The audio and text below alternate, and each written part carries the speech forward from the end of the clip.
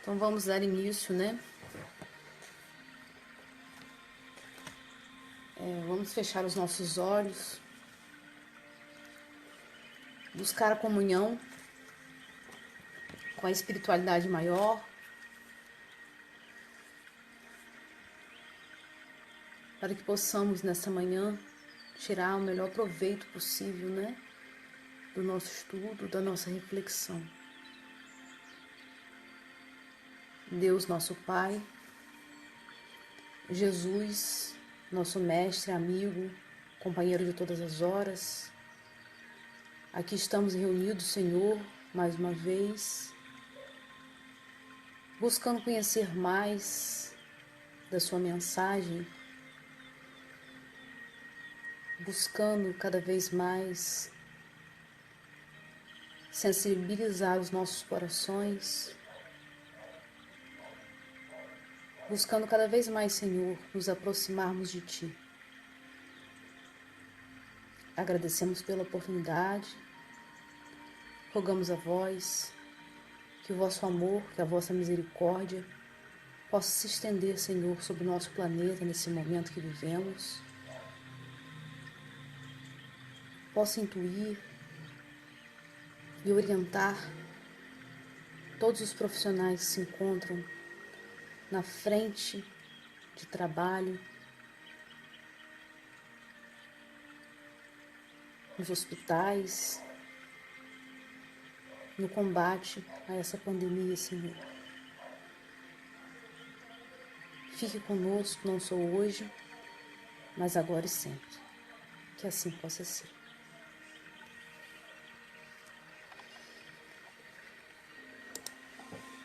Então,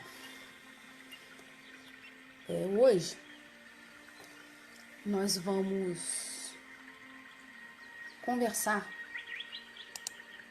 um pouco sobre a parábola do festim das bodas. Ela está lá no Evangelho de Mateus, no capítulo 22, né? E no Evangelho segundo o Espiritismo também, no capítulo 18. Né?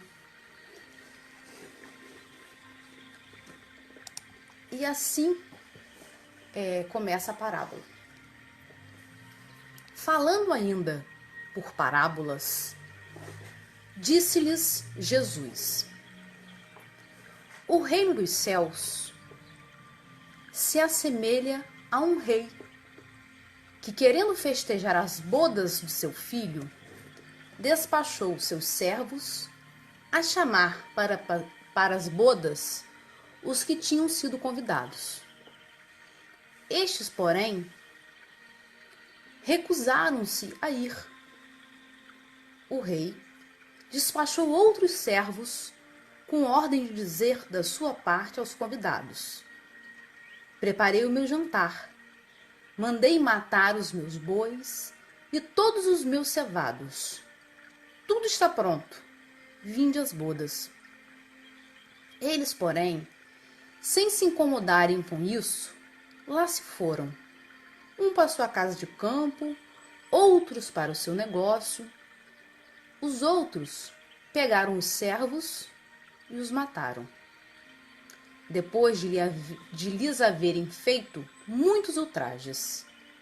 Sabendo disso, o rei se tomou de cólera e, mandando contra eles seus exércitos, exterminou os assassinos e lhes queimou a cidade.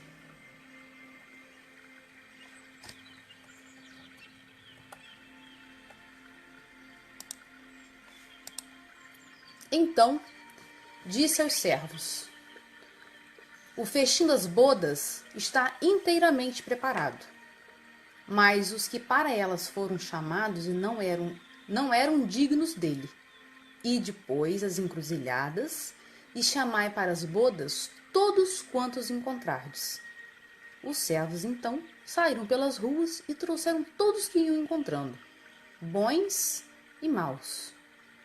A sala das bodas se encheu de pessoas que se puseram à mesa.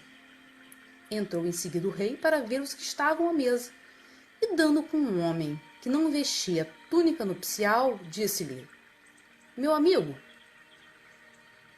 como entrastes aqui sem a túnica nupcial? O homem guardou o silêncio e então disse o rei à sua gente: Atai-lhe as mãos e os pés e lançai-o nas trevas exteriores. Aí é que haverá prantos e ranger de dentes, porquantos muitos há chamados, mas poucos os escolhidos. Então, nós sabemos, né, que Jesus falava por parábolas, né? E ele nos deixou várias parábolas, né, em torno de 40 parábolas. E as parábolas, né, como nós sabemos, são histórias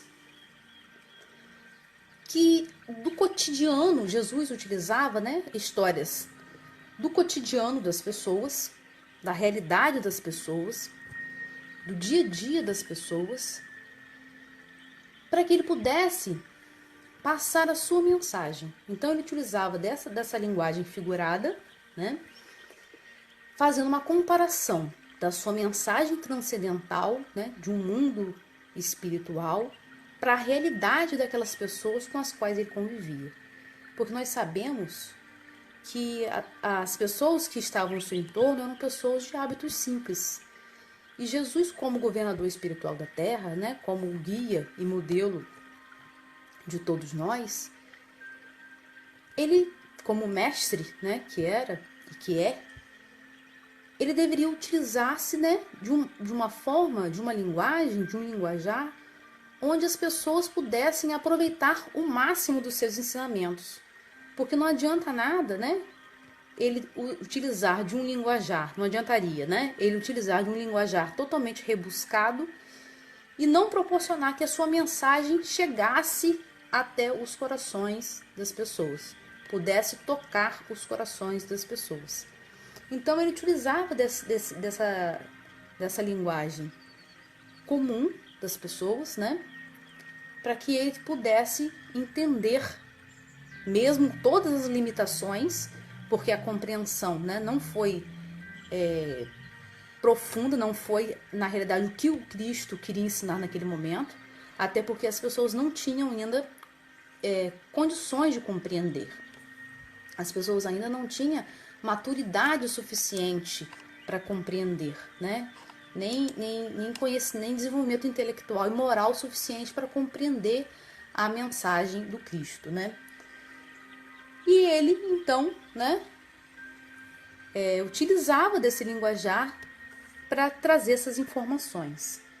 Mas, mesmo na época, mesmo buscando essas informações do cotidiano, né, das pessoas, elas ainda não eram capazes de compreender a profundidade dos ensinamentos do Cristo.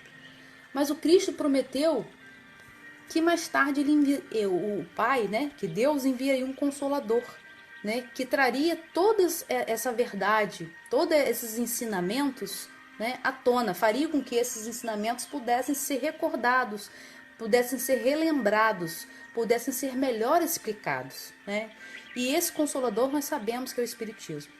Então, Allan Kardec, né, de acordo com todos os estudos, né, de toda a codificação, ele nos trouxe ferramentas para que pudéssemos compreender melhor, né, os ensinamentos do Cristo, né, pudéssemos aclarar a nossa compreensão em relação a isso. E também, né, de acordo com o tempo, né, que os séculos foram passando, a marcha é de progresso, né? Então, nós também podemos nos aprimorando, podemos caminharmos mais em termos intelectuais, podemos caminhar mais também em termos morais, para que pudéssemos compreender melhor, né, a mensagem do Cristo. Então, essa era a didática do Cristo, né? A metodologia, a pedagogia do Cristo. É utilizar-se das situações cotidianas, né? Nós, enquanto profissionais da educação, sabemos muito bem disso, né? Da importância de nós utilizarmos do conhecimento do aluno, da realidade do aluno, para que ele possa, né, compreender melhor aquilo que a gente está buscando estimular, né, a construção do conhecimento.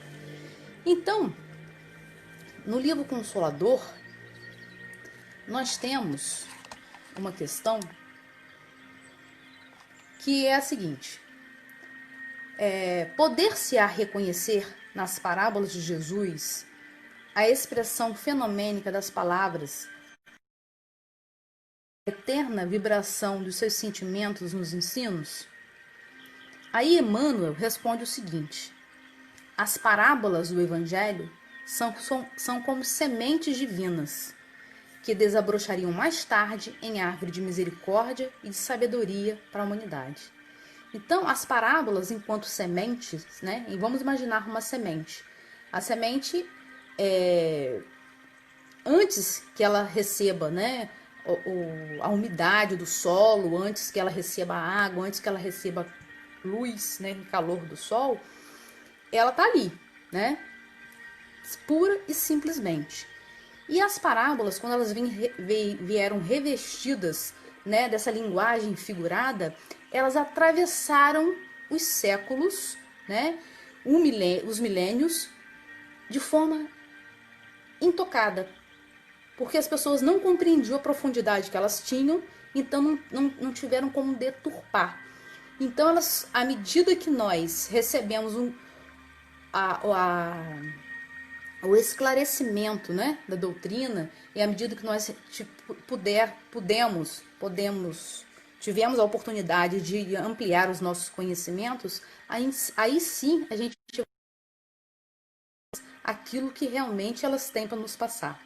Então, a semente permaneceu intacta, né, durante todo esse tempo, para, no momento oportuno, ela pudesse, né, ser depositada num solo fértil, num solo bem tratado, num solo arado, num solo remexido, né, para que pudesse receber todos os cuidados que uma semente e uma planta deve receber, né, todo a água, a luz, né, a luz do Cristo, né, a luz do conhecimento, para que ela pudesse então germinar e se transformar, né, em árvores de bons frutos. Então, o capítulo de Mateus 13 fala que Jesus falou todas as coisas às multidões por parábolas. Nada lhe dizia sem usar alguma parábola, cumprindo assim o que fora dito pelos profetas, né, antes do Cristo. Abrirei minha boca em parábolas e proclamarei coisas ocultas desde a criação do mundo. Quer dizer, o Cristo já veio trazer informações que até então eram ocultas, mas que também, por outro lado, não poderiam ser descortinadas naquele momento, porque as pessoas não tinham capacidade de compreender, né? Quando nós estamos muito tempo no escuro e quando as luzes são acesas, o que acontece com a gente, né? A gente fecha os nossos olhos porque a gente não tem condição, né, de visualizar aquela luz naquele momento, né? Porque acaba, né, ofuscando os nossos olhos. Então, o Cristo também não poderia trazer essa grande quantidade de luz para pessoas que não tinham condições, né, de compreender aquela luz naquele momento, aquele conhecimento naquele momento, né?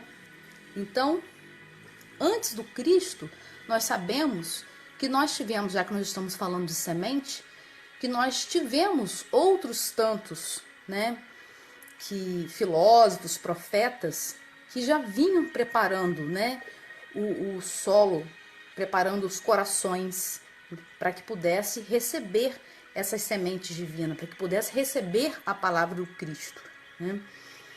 E como nos diz também a parábola, que nós vamos daqui a pouco, né, pensar os símbolos que ela vem trazendo, para que a gente possa ter uma compreensão maior, porque a parábola, né, todas as parábolas, elas são cheias de simbologismo. Então, cada símbolo, né, a gente fazendo uma interpretação segundo a luz, né, da nossa doutrina, a gente pode ter uma compreensão maior da parábola, né? Uma abundância, né, de informações com a parábola. Porque se nós formos fazer uma interpretação literal da parábola, a gente não consegue compreender, né, direito. Porque olha só, um rei resolveu, né, dar uma festa para o filho, uma festa de casamento, e solicitou que os seus servos fossem convidar, né, as pessoas para vir para a festa. Quer dizer, um rei manda convidar as pessoas. Então, consequentemente, essas pessoas convidadas deveriam se sentir muito honradas de serem convidadas. Afinal de contas, não era uma festa qualquer, né? Era a festa de casamento do filho do rei. E uma festa de casamento, naquela época, naquela sociedade, durava em torno de 7 dias. Então, seriam 7 dias de alegria, de comemoração, né? De mesa farta, um momento de confraternização, de felicidade, né?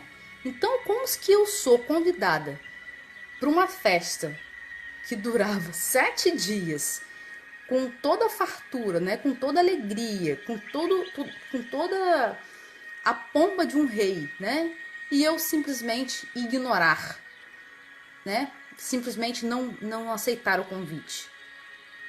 E o rei, não satisfeito, mandou convidar mais pessoas, outras pessoas, né? Porque os primeiros não aceitaram o convite. Mandou convidar outras pessoas, essas pessoas, além de rejeitar o convite, assassinaram, maltrataram os emissários que foram até eles levar o convite. A gente consegue compreender, literalmente, se a gente for levar, né, ao pé da letra essa parábola, né, fica meio muito estranho, muito complicado. Aí as pessoas não aceitaram o convite, não quero saber de festa de filho de rei nenhum, eu vou para minha casa de campo, eu vou para o meu trabalho, eu vou ver a minha vida, eu não quero nem saber de rei, não quero saber de nada, né? Aí o rei não aguentou mais aquilo e falou assim, olha, as minhas criações já estão mortas, a mesa já está servida, o que eu não posso é parar a minha festa, né? Eu quero comemorar a festa do meu filho, do casamento do meu filho, então vocês saiam por aí e convidem qualquer um. Chamem a todos que vocês encontrarem pelo caminho. Assim, os servos fizeram. Chamaram quem estava pelo caminho. Aí encheu-se o salão, né? Isso que a parábola nos fala. Encheu-se o salão, todos estavam lá no salão. O rei adentra o salão e vê o indivíduo que lá estava. Não satisfeito de ver aquele indivíduo, o rei vai e fala, ué, como que você entrou até aqui? Você não está vestido de forma para que esteja no casamento, para que esteja na minha festa. Ué, mas o rei não mandou chamar qualquer um? Será que as pessoas, né, estariam todos bem arrumados, bem alinhados, andando pela rua? E saberiam que aquele era o momento que o rei ia chamar para ir à festa? O rei indignou-se e mandou que os seus servos amarrassem as mãos, né?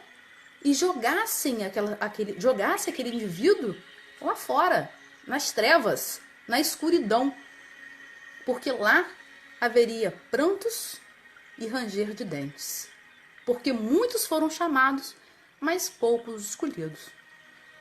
A gente não compreendeu, foi nada dessa parábola, levando em consideração a literalidade, né? Levando em consideração o pé da letra. Mas nós sabemos, né, que Jesus trouxe essa mensagem intrinsecamente, os valores, né, a compreensão de fato,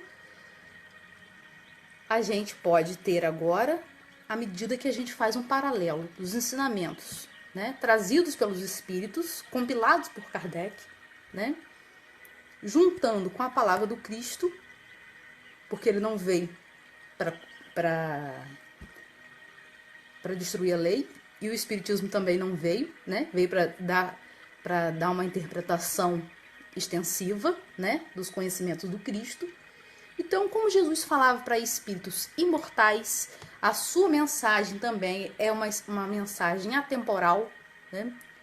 O que ele falou há 2000 anos atrás ainda, né, é muito atual para todos nós, né?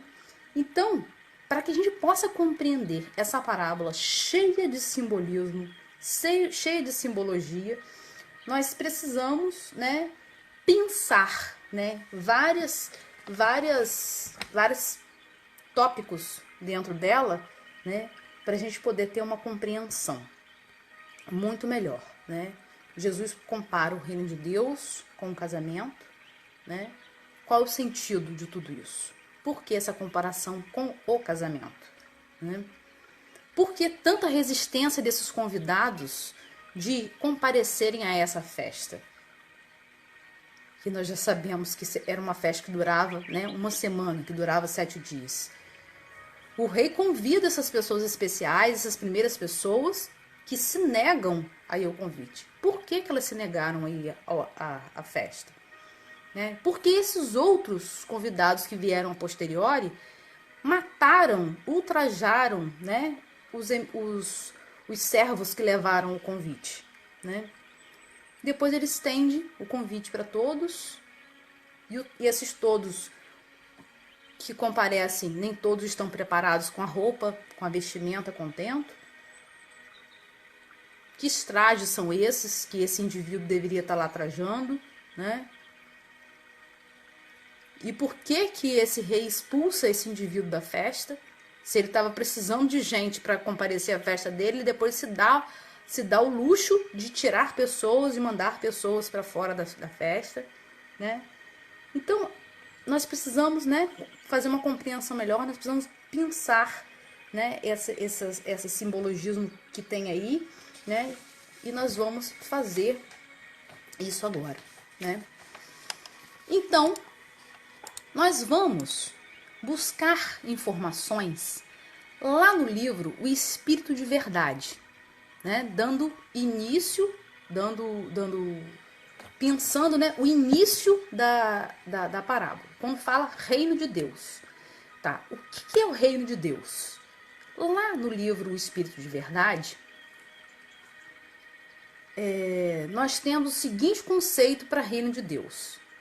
Reino de Deus é um estado de sublimação da alma, criado por ela própria, através das reencarnações incessantes. Tá, é um estado de sublimação da alma. E o que é sublimação?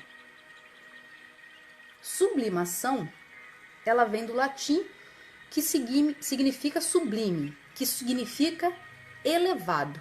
Então, o reino de Deus é um estado de elevação da alma, criado por ela própria através das reencarnações incessantes. Tá, tranquilo. Até aí, tudo bem. Mas a gente também pode buscar um outro conceito, né, de sublimação, que a gente encontra, né, no dicionário, que diz que a sublimação é um fenômeno físico-químico de passagem de uma substância sólida para uma substância gasosa. Então, se nós formos trazer para a nossa realidade, nosso contexto em que nós estamos estudando aqui agora, essa passagem, né, essa sublimação, esse estado físico-químico, que é a passagem de uma substância de um estado sólido para um estado gasoso, a gente pode compreender também que é uma passagem da nossa condição material, né, por uma condição mais espiritual, né? Então, o reino de Deus é esse estado de sublimação, é esse estado de elevação, é esse estado de deixarmos de ser tão materiais e nos tornarmos pessoas mais espiritualizadas, né? Se Cristo falasse isso naquela época, será que haveria condições das pessoas compreenderem, né? O reino de Deus, né, é um estado de elevação da alma criado por ela própria através das reencarnações incessantes. Eu creio, né, que não. Né? Ele não sendo tão explícito, ele não foi compreendido. Imagine se ele fosse. Ele foi mal compreendido, não imagine se ele fosse tão explícito dessa forma. Então, esse reino de Deus, né, no início da parábola, a gente compreende como um reino imaterial, né? Não um reino material, como muitos acreditavam, né? De repente até acreditam até hoje, como se fosse uma proposta de um reino físico, de um reino material. Vamos lá. E as bodas? O que significa essas bodas, né? Nós vimos que o reino de Deus é o estado de elevação da alma. Então, o reino de Deus é comparado, né, a um rei que queria, né, fazer, né, uma festa para o casamento do filho. E o que são essas bodas? Era tradição também daquela época, né, comparar as relações de intimidade, de proximidade, de comunhão com o casamento. Porque, na realidade, essa era a experiência mais próxima de intimidade que eles tinham. Então, as bodas, a gente pode compreender, né, como a união, como a aliança, como a comunhão, como uma relação de estreita intimidade, tá? Entre os dois planos da existência? Pode ser, entre os dois planos da existência.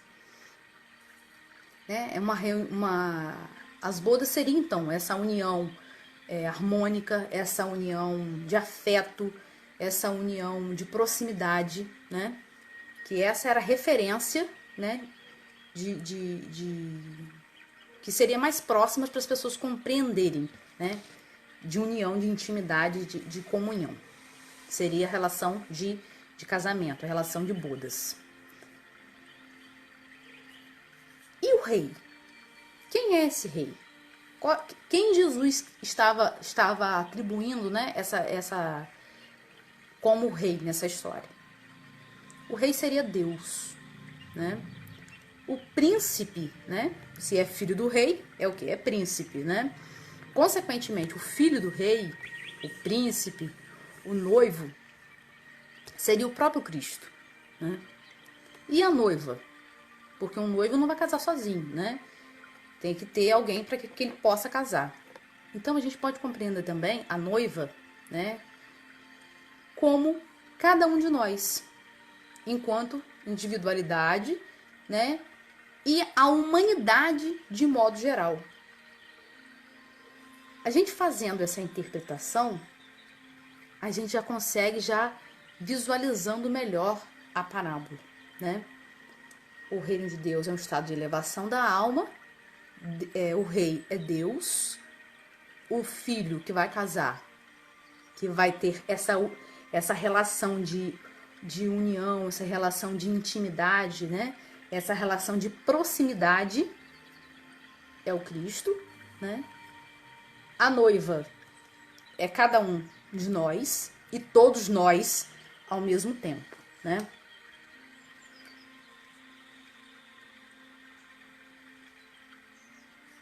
Então, Jesus quis dizer com essa parábola que Deus, né, espera, né, que o rei, né, que Deus espera, né, essa relação de intimidade, essa relação de união de todos nós e de cada um de nós com o noivo, com o Cristo, né, para que possamos nos elevar espiritualmente, né, sermos felizes, sermos alegres, assim como uma festa que dura 7 dias, né? Que é a festa de casamento, que era o período que durava os festejos naquela época. Até aí tudo bem? Então vamos lá. Só pra gente, né, confirmar as nossas divagações, as nossas interpretações. Então, na questão 309 do livro Consolador, nós temos uma pergunta que Emmanuel nos responde. Em que sentido devemos interpretar a sentença de João Batista A quem pertence a esposa é o esposo, mas o amigo do esposo, quem com ele está e ouve, muito se regozija por ouvir a voz do esposo, pois este gozo eu agora experimento, e é preciso que ele cresça e que eu diminua. Então, o que Emmanuel nos responde quando João Batista, faz essa consideração? Que a quem pertence a esposa é o esposo, mas o amigo do esposo, que com ele ouve, fica muito feliz com a voz do esposo, Pois o gozo, aquele gozo ele experimenta naquele momento. Então, o que Emmanuel nos responde com essa pergunta? O esposo da humanidade terrestre é Jesus Cristo, o mesmo Cordeiro de Deus que arranca as almas humanas dos caminhos escusos da impenitência. O amigo do esposo é o seu precursor, cuja expressão humana deveria desaparecer, a fim de que Jesus resplandecesse para o mundo inteiro no seu evangelho de verdade e de vida.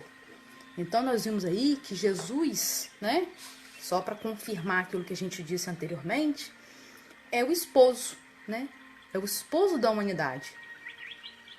E nesse momento, João Batista tem a alegria de servi-lo, de ter vindo antes dele, para já ir preparando os corações e preparando as pessoas, para que quando Jesus chegasse, a sua mensagem pudesse resplandecer, para o mundo inteiro. Aí a gente pode estar refletindo nesse momento, já que nós sabemos que Jesus é o noivo e nós somos a noiva, nós enquanto individualidades e enquanto humanidade, de modo geral. Aí a gente pergunta, será que o nosso casamento com Cristo, com esse noivo, já se consumou, Será que nós já efetivamente, fizemos essa união, essa comunhão com Cristo? Ou será que nós estamos ainda em fase de namoro? Noivando, apenas admirando as palavras, apenas admirando a mensagem, achando lindo, olha que lindo, olha tudo maravilhoso que ele fala. Mas será que efetivamente nós já estreitamos esse laço de intimidade, esse laço de união para com Cristo? Às vezes a gente, fica assim encantada, com todos os ensinamentos, com toda a mensagem do Cristo. Mas será, que nós já praticamos aquilo que ele ensina, que nos ensinou, nos ensinou, para que de fato possamos consumar, essa união? Porque na realidade a consumação do casamento com Cristo, eu acredito que ela só vai acontecer de fato quando o Evangelho, quando o ensinamento do Cristo se tornar uma prática diária nas nossas vidas. Quando o nosso comportamento, de fato, houver mudado e for pautado no ensinamento do Cristo. Que não basta a gente dizer, eu sou cristão, mas desejar mal ao outro, não saber lidar com os sentimentos conflitantes, ter ódio, e outros tantos sentimentos infelizes que nós ainda temos, porque somos imperfeitos, muito imperfeitos. Ah, mas eu sou imperfeito na Terra, então eu posso ter. Qual que é a grande importância disso tudo? É nós reconhecermos que nós somos imperfeitos, reconhecermos que nós estamos na Terra para nos reeducar e domar, esses sentimentos, domar essas más inclinações, domar tudo aquilo que nos desvirtua e que nos tira, do caminho ensinado pelo Cristo, para que a gente possa, continuar namorando e noivando, para que mais para frente a gente possa de fato, consumar esse casamento com o Cristo, transformando um dos nossos comportamentos, de fato, né, na pregação do evangelho, para que a gente não precise abrir a boca para falar nada do evangelho, mas que o nosso comportamento por si só possa ser, né, o evangelho vivo, né, o ensinamento vivo do Cristo. Aí nós vimos também lá na parábola, falando que os servos que foram levar o convite, que esses servos foram uns ignorados, outros foram ultrajados, foram maltratados e outros tantos foram até mortos, né? Simplesmente porque levaram o convite do casamento. Quem são esses servos? Os servos, nós podemos compreender aqueles que levaram o convite, né, do Cristo para essa união de Jesus com cada um de nós e com a humanidade.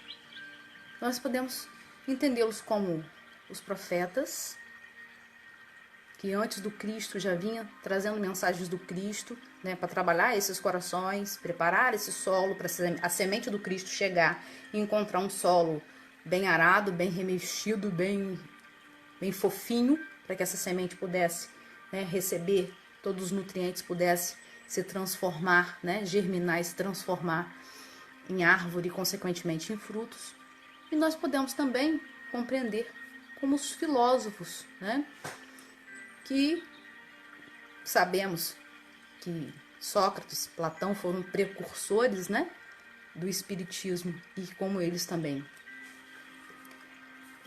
vinham trazendo uma mensagem, né, de amor, uma mensagem de sensibilização dos corações, né, mensagem também da imortalidade da alma. Então, Sócrates, né, foi compreendido? Não foi compreendido, né? E outros tantos não foram compreendidos porque as pessoas não tinham maturidade intelectual, né, e moral para estar recebendo aquelas informações. Né? Aquele exemplo que eu dei, quando a gente liga a luz, né, quem está no escuro, o que acontece? Os olhos se retraem e a tendência é negar, né, negar aquela claridade. Né?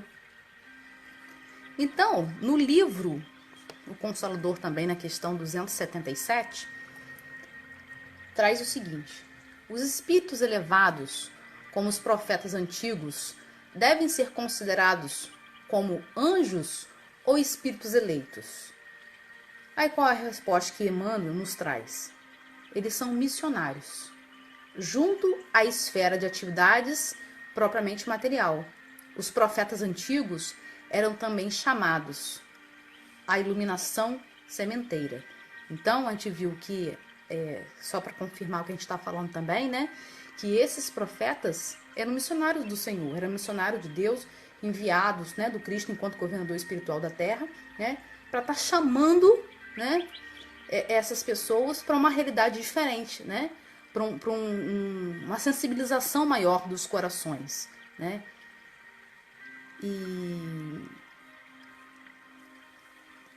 E na próxima questão também, na questão 278, a gente tem uma complementação, né, dessa pergunta aí,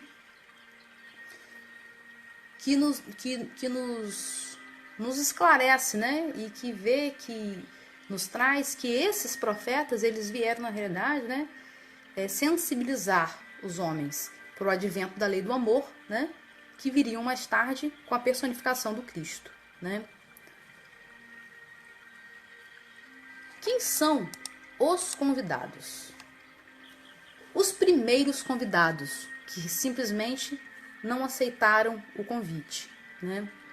E esses outros tantos convidados que vieram a posteriori, que não aceitaram também, e os últimos, bons e maus, que foram chamados.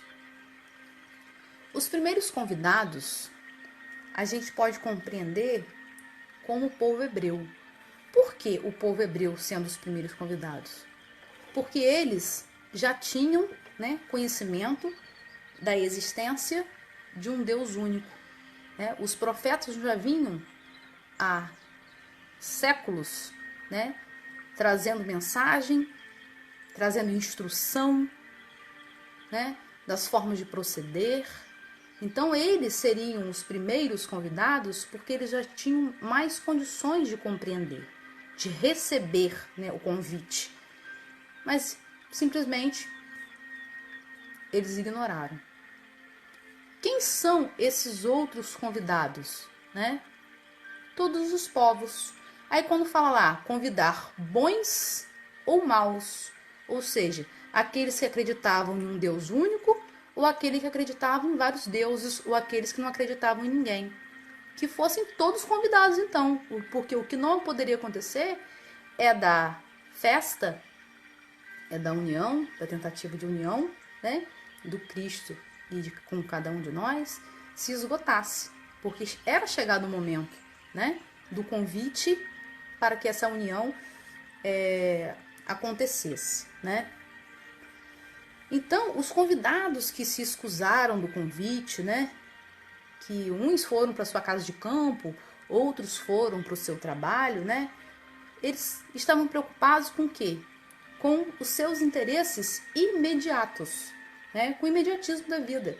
E quanto de nós somos convidados, né, que os convites continuam chegando, né, e a gente também está preocupado com as nossas questões imediatistas, com os nossos interesses imediatos, com as nossas questões daquele momento e deixando os convites, né, passarem sem que a gente possa aproveitar, né, as festas, os banquetes que nos são proporcionados. E então ele se estendeu o convite, né, para todos os outros, que em tese não estariam preparados, né, para aquela festa. Mas o banquete estava servido, né? A lei de amor, né? A lei de transformação daquele Deus que todos temiam, né? Aquele Deus vingativo, daquele Deus cruel, né? Para um Deus de amor, né? Uma mensagem totalmente diferente, né? Para um Deus de amor, para um Deus de misericórdia, que um Deus bom e um Deus justo, que inclusive a gente pode chamar de Pai, né? Porque se fosse um Deus cruel, um Deus vingativo, nós não poderíamos, né, utilizar, né, desse substantivo tão de tanta intimidade, tão próximo, né? Então, essa mensagem de amor, essa mensagem de fraternidade, né, que estava ali posta naquele banquete, né, precisava que tivéssemos, né, pessoas para compartilhar dela, pessoas que pudessem estar ao redor daquela mesa, né, daquele banquete de uma realidade espiritual e não mais uma realidade material que até então era o que eles conheciam de fato. Aí a gente lembra daquele trecho, né, bem estranho, em que o rei entra no recinto, vê a sala cheia e encontra um indivíduo que não estava vestido com a túnica nupcial, né? Se o indivíduo foi pego de surpresa, né? Foi pego na rua, não esperava que aquele convite fosse acontecer, como esperar que ele tivesse vestido essa túnica, essa roupa, né? Será que essa túnica de fato é uma veste material? É uma roupa, né? Pelo que a gente entendeu, ela é um pré-requisito para participar da festa de casamento, né? Para participar dessa união, né? Essa união de alegria, de felicidade, né? De harmonia, essa festa de paz, essa festa de elevação, né? Mas afinal de contas, do que se trata essa túnica? E isso a gente vai obter a resposta, né, do que se trata essa túnica no próprio Evangelho segundo o Espiritismo, né, que nos diz que a túnica nupcial é ter puro o coração, é sinceridade espiritual. Então o rei, né, Deus, ao adentrar ao recinto da festa, ao recinto da união, né, da humanidade com Cristo, ele é capaz de visualizar as nossas intenções e os nossos sentimentos, os nossos corações, né? E ele viu que tinha um determinado indivíduo que não tinha as condições ainda de estar naquele ambiente, de estar naquele banquete. Então, o que ele fez? Ele pegou, solicitou que aquele indivíduo fosse amarrado. Nossa, mas que crueldade, né? Se eu não estou preparada para participar do banquete espiritual, se eu não estou preparada para essa união íntima com Jesus, como que Deus pode mandar me amarrar? Mas aí, conhecendo a doutrina, a gente vê que de crueldade isso nada tem.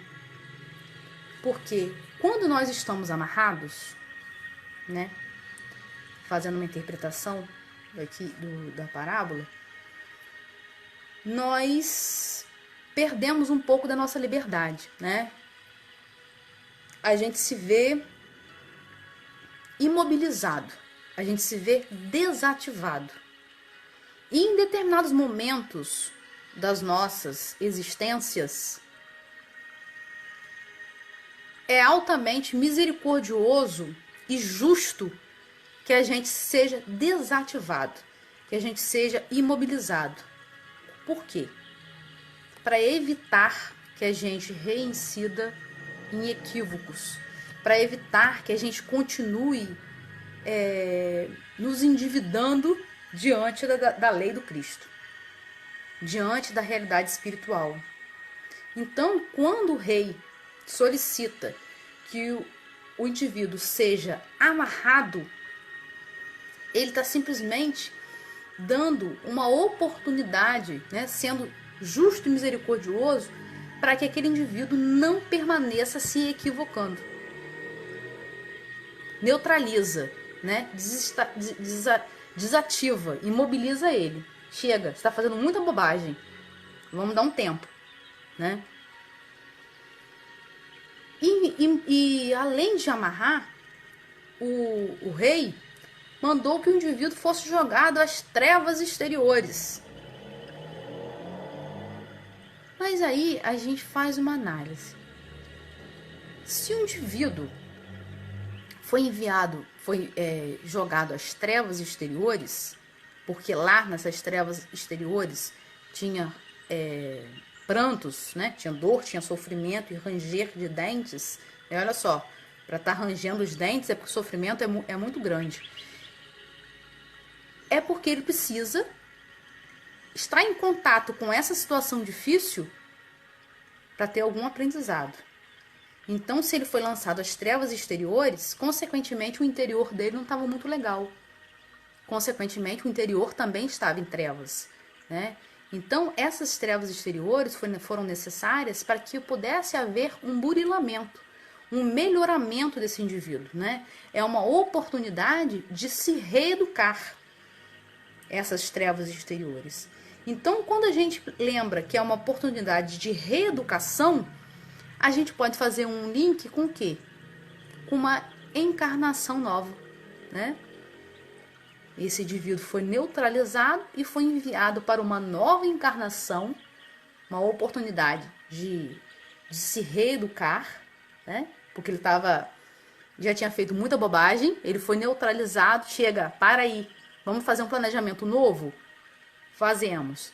Vamos pensar alguns itens aqui que você precisa com urgência melhorar.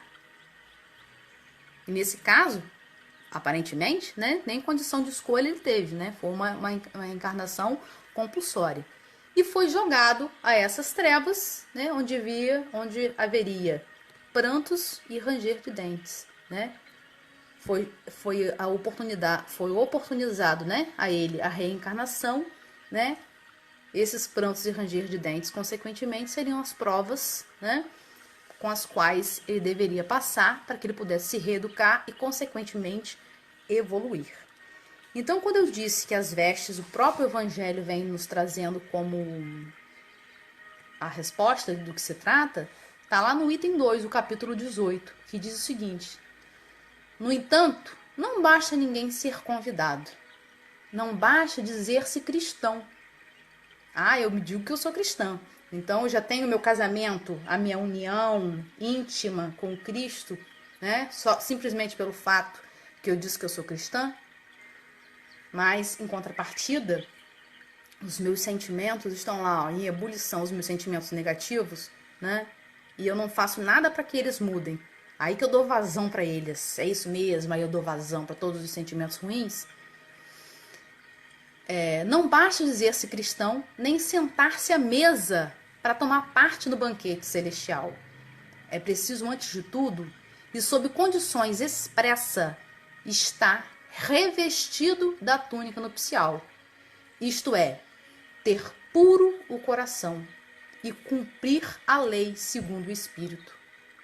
Ora, a lei toda se contém nestas palavras. Fora da caridade, não há salvação.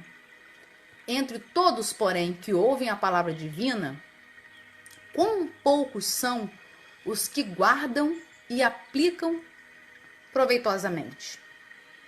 Quão poucos se tornam dignos de entrar no reino dos céus? Eis porque Jesus disse: chamado haverá muitos, poucos, no entanto, serão os escolhidos.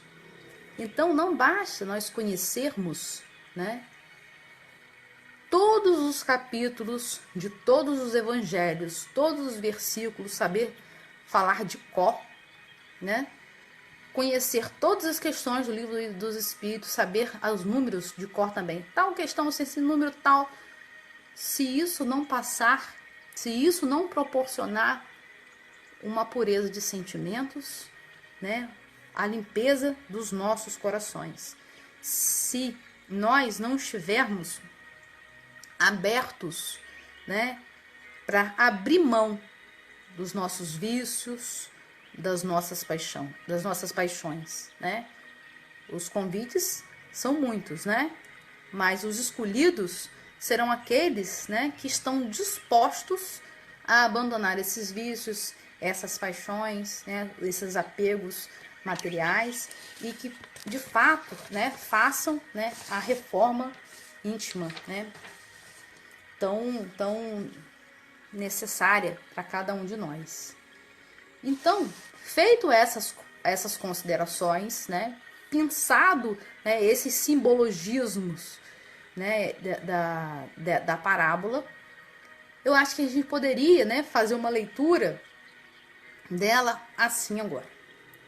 O estado de elevação espiritual do indivíduo, que se dá através das múltiplas encarnações, assemelha-se a Deus festejando a união íntima de Jesus com cada um de nós e com a humanidade de modo geral, mediante a convites, né, das mais variadas matizes, dos mais variados, que chegam a todo momento, né, não só, né, em momentos específicos.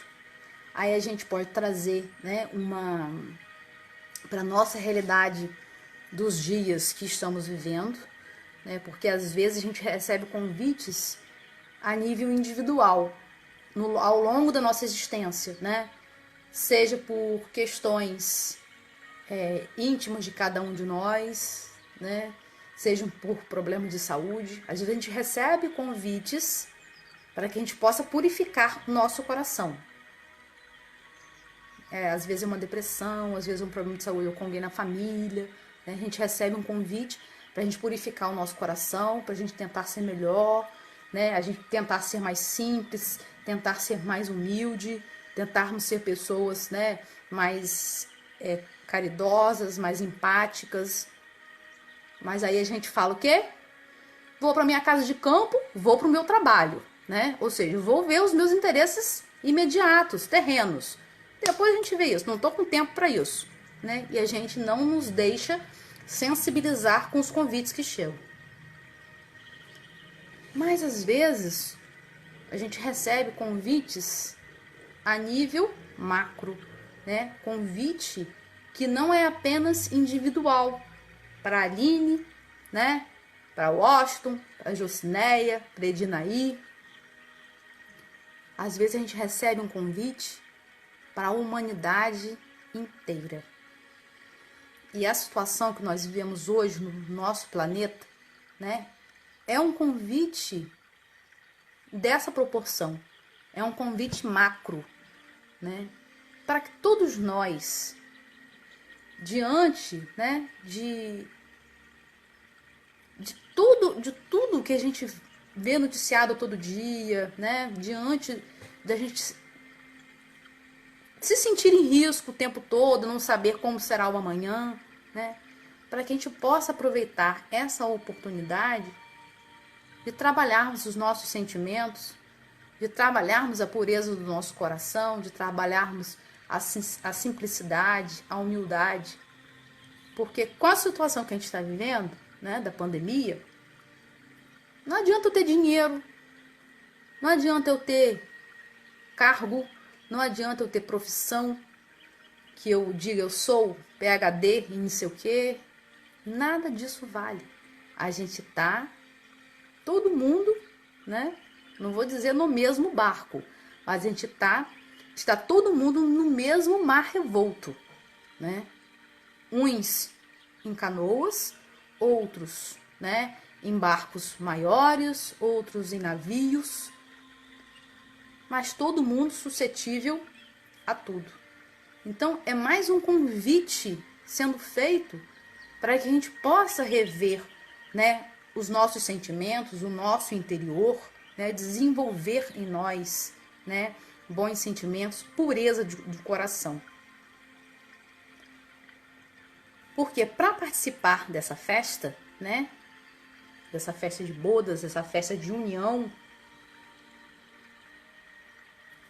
com o Cristo, com a mensagem do Cristo, né, com a internalização da mensagem do Cristo em nós, e para que possamos fazê-la com que ela se torne, né, uma prática cotidiana, a gente precisa, né, ter a pureza de coração, ter a pureza de intenções, fazer as coisas totalmente sem pretensão de ter nada em troca, né? A gente faz, nem lembra que fez. Ah, eu fiz isso, nem sei que fez, nem saber que fez, né? A pureza de ações, né, para que possamos ter boas obras, para que possamos ser simples, ser humildes.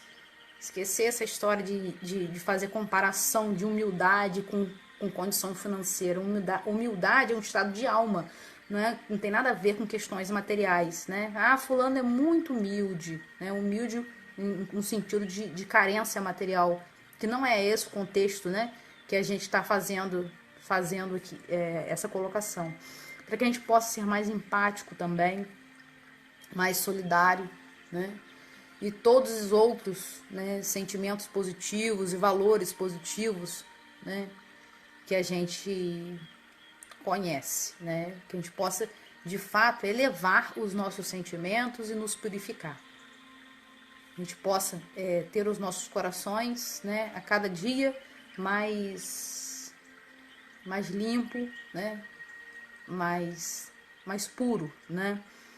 E falar em corações, aí eu me lembrei agora de um trecho, né, do livro Libertação, de André Luiz, né, psicografado por Chico, quando Gúbio, o orientador espiritual de André Luiz, né, na missão que ele tem nesse livro Libertação, diz que o coração é o tabernáculo. O coração é o tabernáculo. E a sublimação, ou seja, a elevação das potências que o integram, é a única via de acesso às esferas superiores. Então, mais uma vez, só para reforçar a importância que nós devemos ter, né? Devemos dar a essa potência que está integrado ao nosso coração, que nada mais são do que os sentimentos, né? Que a gente possa elevar os nossos sentimentos, para que a gente possa, de fato, né, fazer essa união com o Cristo, com a mensagem do Cristo, né? Sei que a gente tem muito a caminhar ainda em relação a isso, que nós estamos ainda muito no início do processo, mas o que a gente não pode é desistir, né? A gente tem que acreditar que a gente busca, né, ser uma pessoa melhor a cada dia, né? Hoje, um pouco melhor do que ontem. Não é melhor do que ninguém, não. É melhor consigo mesmo, né? Melhor um pouquinho mais do que ontem e amanhã sucessivamente. E assim a gente vai, porque é um processo, né? É um processo de elevação que se dá ao longo das sucessivas encarnações.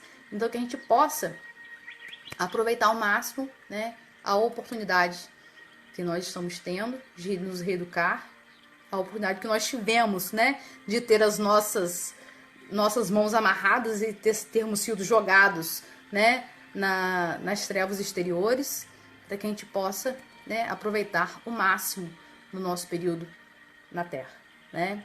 E no mais, obrigada a vocês por estar comigo até agora, né? Que eu passei um pouquinho do horário também, mas eu penso que a reflexão, né, foi proveitosa, né? Então, vamos fechar os nossos olhos, nos conectar e nos reconectar, né, com o nosso noivo, né? Agradecer a ele a oportunidade de estarmos aqui. Então vamos lá. Deus, nosso Pai, Jesus, nosso mestre e amigo, companheiro de todas as horas. Aqui estamos, Senhor, para agradecer a oportunidade desta manhã, dessa reunião virtual, onde pudemos estar unidos em corações e em sentimentos, onde pudemos, mais uma vez, revirar o solo sagrado dos nossos corações para lembrar e relembrar da importância dos seus ensinamentos,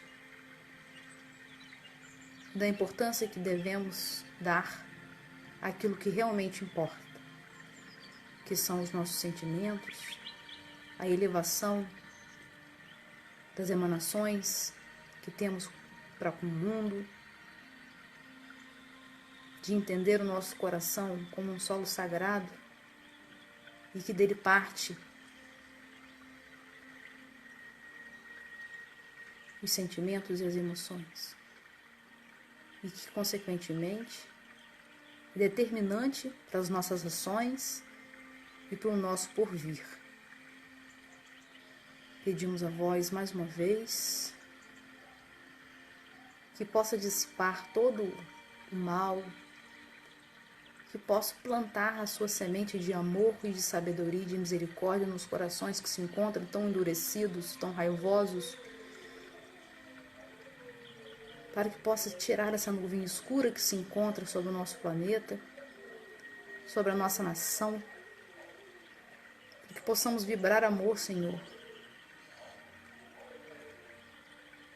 porque os tempos são difíceis. Oriente, Senhor, os cientistas, os médicos, para que eles possam fazer melhores escolhas, terem mais compreensões na administração das medicações. Intua, Senhor, na busca da medicação correta, da vacina. Auxilie-nos, Senhor, a aceitar os convites, a sabermos aproveitar as oportunidades que o Senhor nos dá. Pedimos a vós que possamos ter um domingo de paz, um domingo de luz, e uma semana abençoada, Senhor. Fique conosco, não só hoje, mas para todo sempre. Que assim possa ser. Então é isso, queridos. Até uma próxima oportunidade. Fiquem todos com Deus, né? E um bom domingo.